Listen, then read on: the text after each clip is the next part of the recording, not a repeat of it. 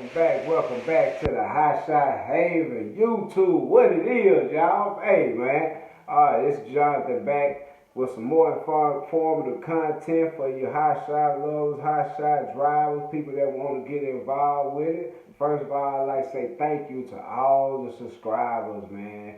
Please like, comment, subscribe, ring that bell for notifications. Hey, we will have more comment and content and all type of topics that have been commented on, man. A lot of things people have asked me about it, and we talked about it in the past and coming back up again, man. We got new stuff. I know y'all been wondering where I've been at, and boy, y'all know I've been grinding, man. I've been getting it, boy, for real. Hey, one thing about it, hey, we ain't here to impress or belittle or do none of that type of stuff. We just gonna tell you what it is or what it ain't, you know. And the topic of discussion, you know, today gonna be a good one, man. Cause like I said, we done did a lot of stuff since last time. You see, man. Hey, we got owner operators that came on. We got owner operators that got fired. We got owner operators that came on. Some more owner operators. Hey. We got trucks, we got new trailers, we got stuff to show, you know, we got a lot of stuff, you know, but at the same time, we're gonna delve into, before we get into, I know y'all want to hear about that owner operator hired and fired and cease and desist letter and all that stuff. I know y'all want to hear about that. I'm gonna tell y'all about that probably in the next episode. But this episode right here gonna be a continuation of what I said the last time we came up, and it's how we get paid, boy. How you get paid? How you even generate that type of funds to even think about getting paid and say that's some money? You know what I'm saying? Hey, how you come up on that bread? Out here in the CDL, non-CDL hotshot game. You know, we concentrate on the non-CDL, but we got a little something for the CDL guys, you know what I'm saying? Because this is relative to both sides. It doesn't matter if you carry heavy, you carry light, everybody got a weight limit. So when it comes down to a weight limit, you know, chances go up with the amount of weight that you can carry, which is true. That's great, you know what I'm saying? But just because the chances go up is relative to the price going down. And see, that's where you get a lot of confusion, because you got guys that say they making $3-4 a mile off a load, but what they ain't telling you is that's a dedicated customer that they run for at those people's demand. You know what I'm saying? And that's a good thing. That's pretty much the ultimate goal of anybody that's doing this, to get direct customers. You know, some people may say, okay, he made $3 or $4 a mile, you know, but what they ain't saying is that load weighed 22, 23, 24, 25,000 pounds on the deck. And he got 5 miles a gallon, 6 miles a gallon all the way across the country for $3 a mile. You know, some say it's worth it, some say it's not worth it, you know. But in a relative way of speaking, and I'm going to illustrate this in a series of snippets inside of this video, and you can watch. And I may do a little voiceover with it just to let you, you know, kind of follow it a little bit. But this is the progression of a week of what we do. You know what I'm saying? And just to not cloud the waters or muddy the water, this is me running this. Myself, my truck, my trailer, running the miles, you know what I'm saying? And it'll give you an idea of what it actually takes to link common freight. And that's a big thing, because, you know, we classify ourselves as hotshot, but, you know, basically if it's not expedited or dedicated to where it's a quick short run and they need it ASAP, it's not really considered hotshot anyway. It's just moving common freight. You know, I'm a common freight mover. Yeah, sometimes I'm a hotshot, but 80% of the time I move common freight. Okay, the other 20% of the time it's something they need right now, and I'm right there and I'm going, and it pays well, and that's always good. But that's not consistent enough to build the amount of assets and the amount of funds and the amount of cash that you need to really make this business thrive and not just float. You know, that's the biggest thing about all of this, is trying to figure out how you make money. So in these videos I'm about to put up, you know, in the snippets that I'm about to give y'all, it's going to show you the progression of a load and how it was built upon with other loads going in the same direction. With the common area and the common direction of these loads allows you to move these loads in the direction that you are trying to go anyway very efficiently. Because in most cases, during all these moves, there were 2 loads on the trailer.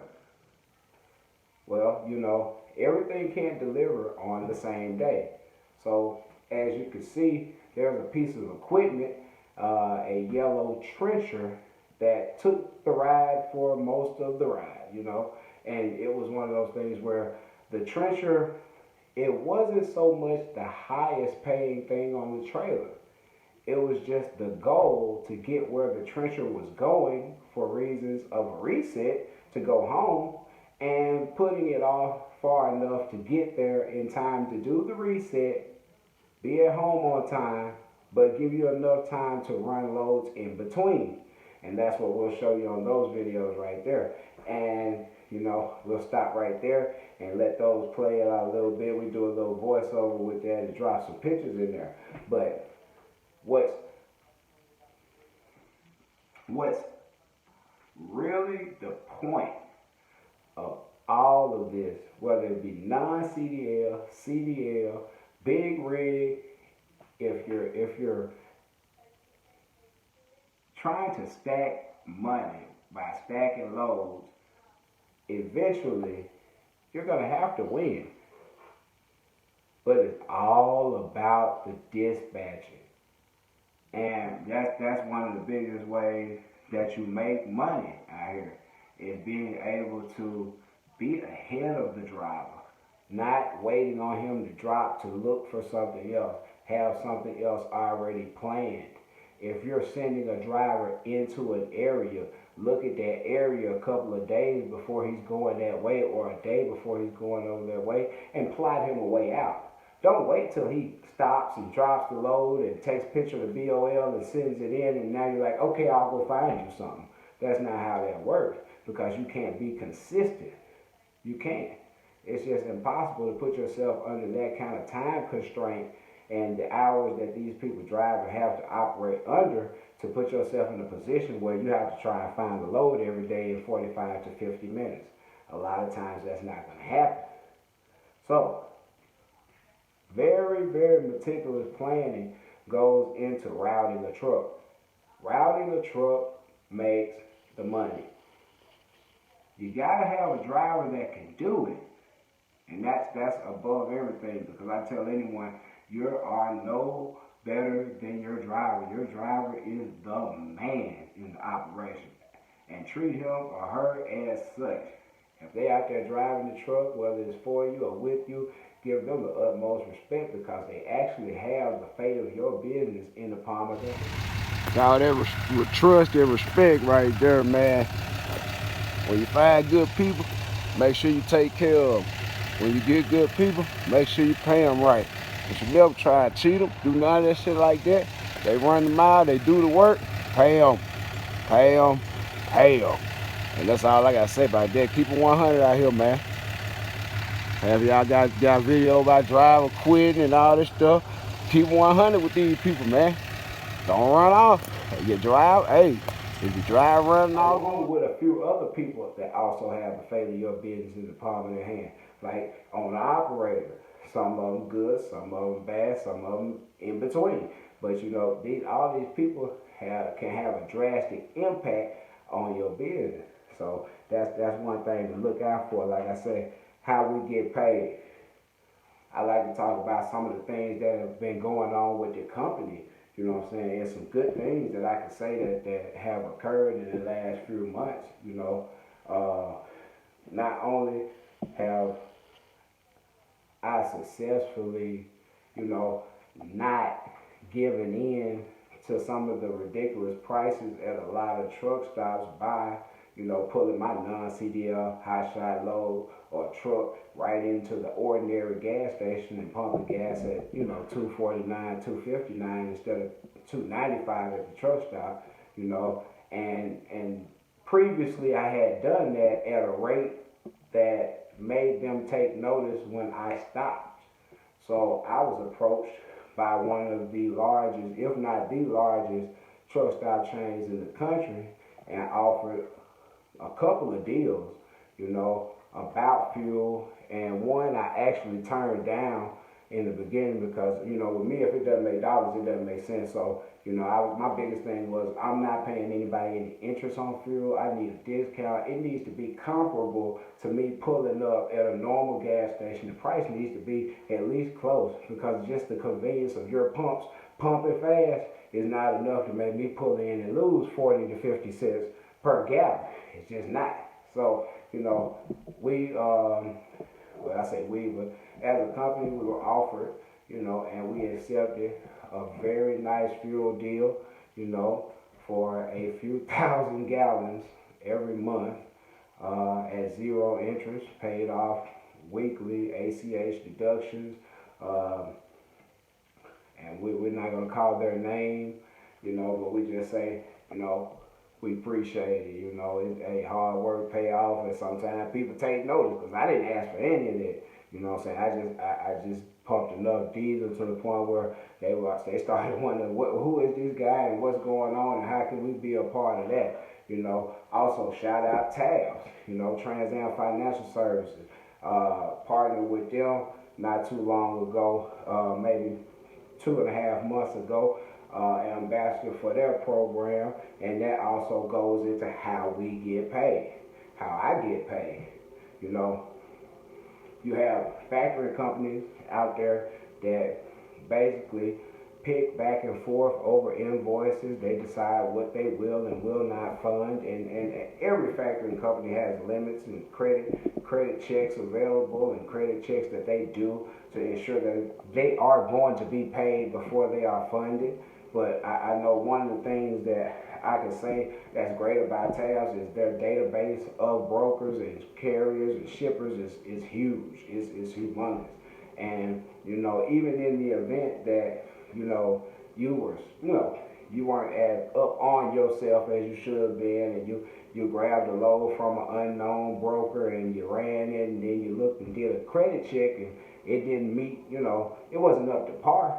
You could actually elect to, ask for a one-time credit for that load to be paid. You would most definitely want to talk with the broker and call the company and just get some assurance that they're going to pay. And you could actually run that load. It would be funded and everything like that, and at the discretion of the timing that you would see fit to get it. So I say, for the new trucking company, new small trucking company, that would like to start their business off with immediate cash flow and not be a loan or anything like that. It's just being able to get paid immediately after you drop loads if you would like to. It's very advantageous to the new business, because as we know, starting a new business off, cash flow is one of the biggest problems. And being on a net 30 and a net 45 doesn't afford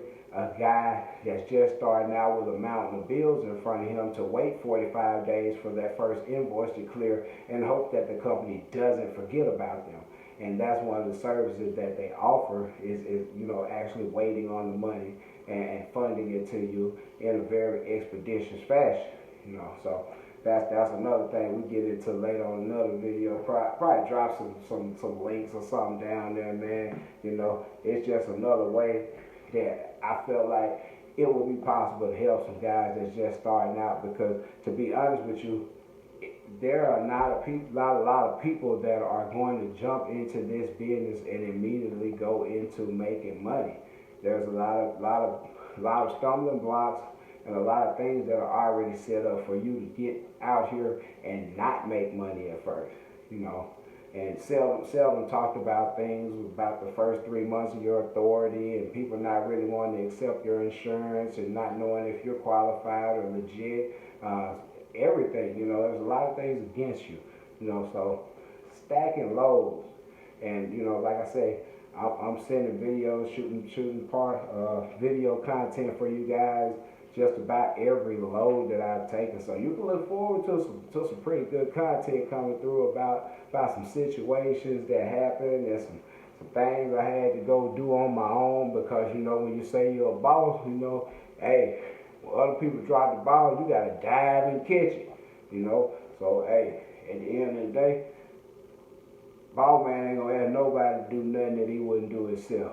So hey, when they feel like they don't want to go do it, or if they change their mind, get what? I'm gonna slide right on through there and get that money. I ain't gonna let that money sit. And y'all remember that. I ain't gonna let that money sit. And we'll get into that in another video. But yeah, take a moment. We're gonna just throw some pictures out there, man. And like I said, I appreciate each and every one of y'all, man. We're gonna get some live going on, man. We got access to do live and drop stories and all types of stuff, man. And I just feel like it's a blessing to be able to try and help people that want to start doing this and try to put the pieces of the puzzle together in their head before they jump off in this water. You feel me? So, you know, like I said, like, comment, subscribe, and until next time, y'all, hey, keep the old wheel pointed right side way down and keep that freight moving.